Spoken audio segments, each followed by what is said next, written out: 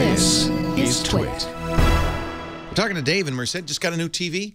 Wants to have it look as good as it can. And let me talk about calibration a little bit.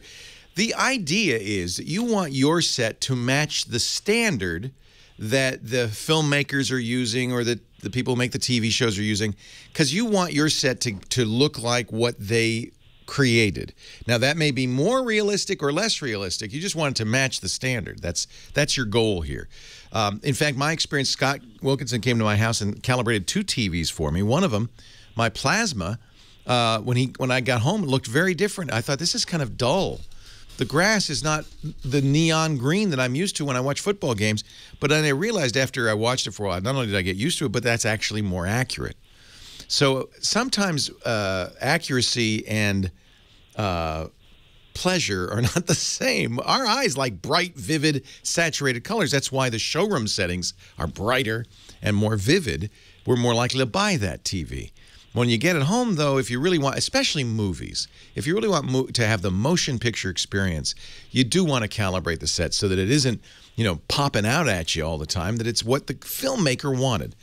So best, of course, to hire a calibrator. I have to admit, Scott made a big difference, but I think you can do most of it. In fact, I'd say you get 70% of the way there just by putting it in movie mode, turning off that showroom mode.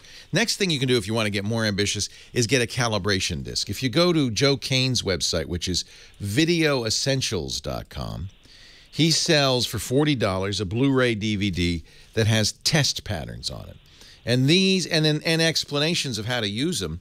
This is the kind of thing that somebody like Scott Wilkinson, our home theater guy, will use, but you'll be eyeballing it instead of using a machine, but that's fine. I think really it's your eyeballs that are going to watch the show. If you want to save money and you're kind of more of a do-it-yourselfer, the AVS forum where Scott works has a set of these calibration videos free for download. You can do this too, and these are really great too. They're very similar to Joe Kane's, maybe fewer instructions, but you'll get the idea.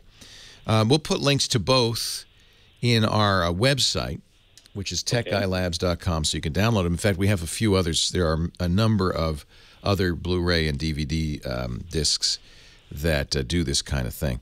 And yeah, this is actually, the instructions on this are pretty complete. They give you every idea, you know, a lot of what you need to know. And I think this, you know, with all due respect to the people who do such a great job calibrating TVs, you could probably do it well enough yourself. Very good. All right? But I do recommend doing it. It makes a big difference.